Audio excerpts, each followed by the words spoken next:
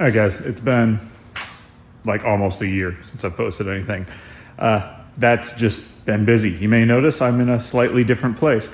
I've actually shot a lot of videos over the past year, haven't had a chance to edit any of them together. It's just been a busy time because I moved.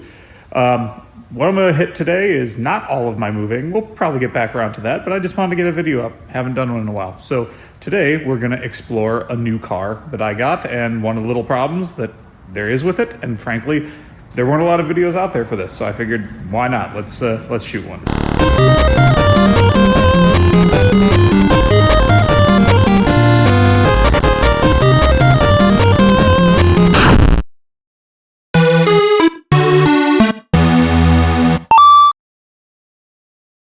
So this is my new Lexus LS400.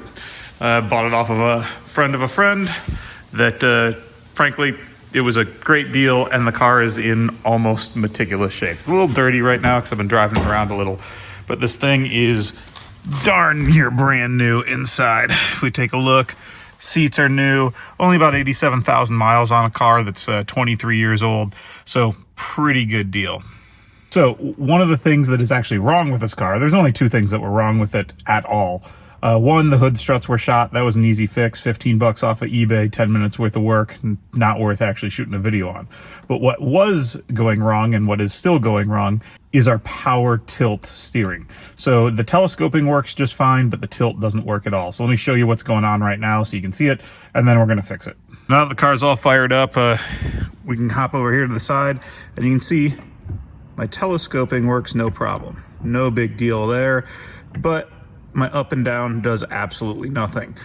Known problem on these cars that the motor inside of here dies, and this is the final generation of the LS400, so you can't really easily just open it up and replace the gear with a washer.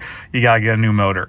The motors are about 150 bucks for a used one, not too bad. Still a lot of money just to get tilt steering. So I'm gonna show you two things. One, how to replace the motor, and two, if you're lazy and you don't wanna spend the money, how to get it into a comfortable position, because that's what I've already done. I took it all apart once already so I could get it tilted down so it wasn't straight up in the air and look like a bus. So let's first show how you get in there and what you need to do, and then I'll show you how to actually replace it. There are 3 screws you got to take off. They're just standard Phillips screws. One of them is right here in the middle. The other 2 are hidden on these. This is a 99, so I think this is 97 through 2000 of these LS400s. And what you got to do is turn the wheel. Ugh. Thank God it's Japanese, and that wasn't too big of a pain. German cars would have sucked. So you got one more right there, and in the exact same place on the other side. Let's grab a screwdriver and take those off.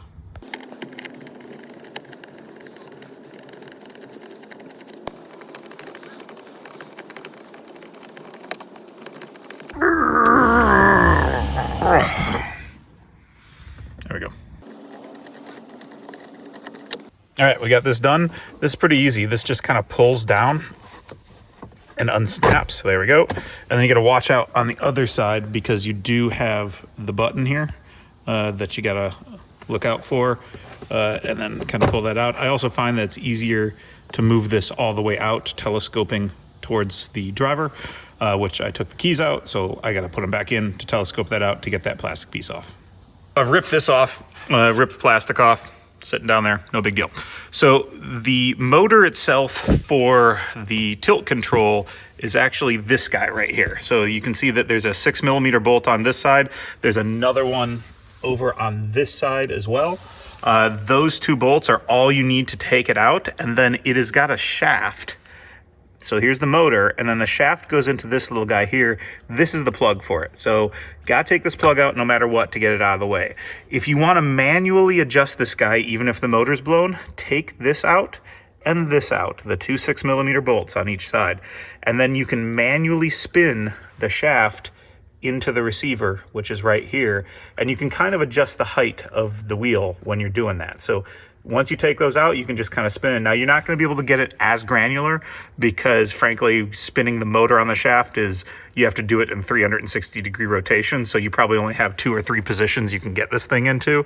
But if you don't want to spend the money on getting the actual motor replaced, you can still fix this and make it comfortable for yourself with 2 or 3 positions and just leave it if you want to.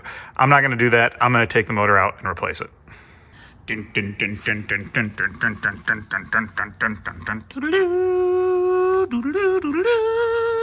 All right, so got our socket in here, 6 mil. Crank that off. I just took these off the other day, so they're a lot looser. If still the original motor, you may have to put a little torque on them, but they are nice machine screws. They'll come out fast once you get them going. There we go. First one's out. Second one. There we go.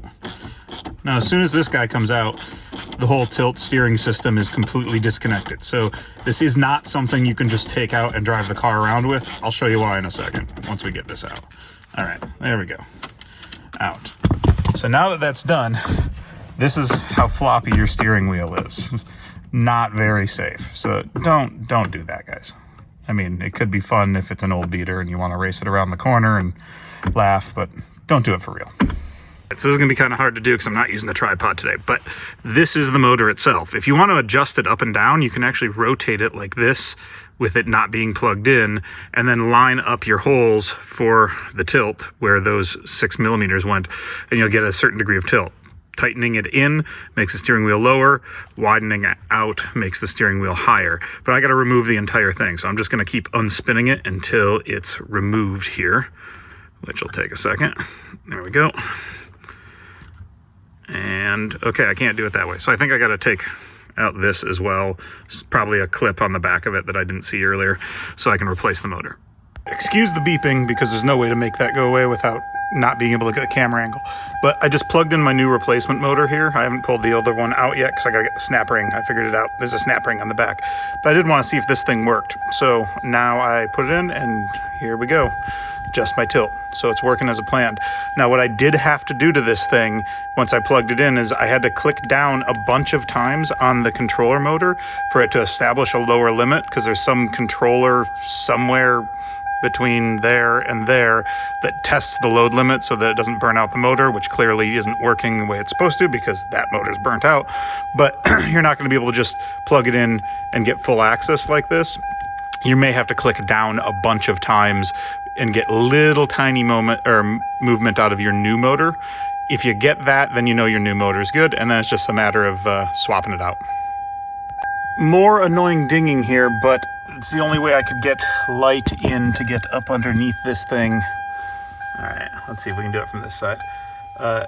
If you take a look, see at the end of that rod that there's a washer, a lock washer there. You got to get that washer off so that you can unthread the old motor. It's just pressure fit. You got to get some pliers on there and pop it off. Before I did that, I wanted to get a shot of it in the car. Now let's shut off this incessant beeping. And the reason the beeping's happening is as soon as I turn the key off, the telescoping steering pulls the motor back in for the comfort of the driver. That's pretty annoying too. You could turn the car on, extend the telescoping, unplug the battery, and then it'd be stuck out while you're working on it. In this case, I didn't do that. Now that the snap ring's off, took a little bit of a pain in the ass to do that, but now we just unscrew the motor here, counterclockwise out. Let's see if I can do this one-handed, because now the snap ring's not holding it in anymore at the end. Probably easier to just spin it down like that. It's out of the way more and you can see better.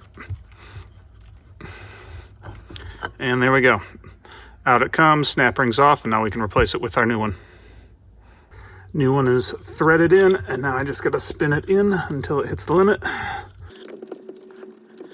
All right, cool. Now I just gotta get that snap ring back on up underneath the back of it. Once I do that, plug it back in, tie it all off, and hopefully it works.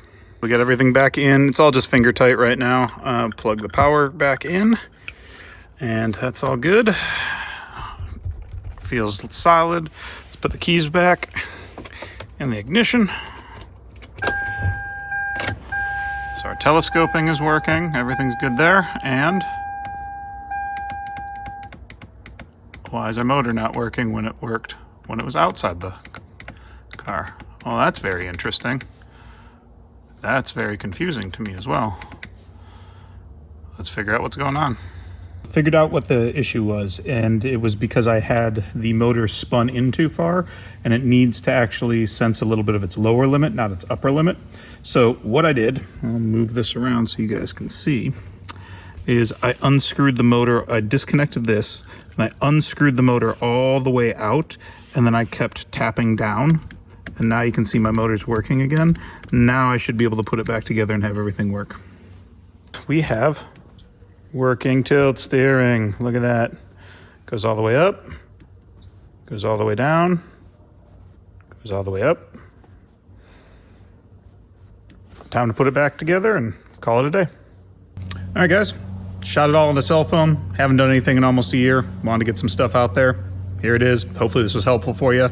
Sorry for no Saturn Sky content. It'll be coming back. Trust me, the car's still there. Just haven't gotten a chance to do too much with it in a little while. Hope you guys had fun. I had fun when I wasn't doing this, but I have fun doing it too. So, talk to you guys soon. Bye.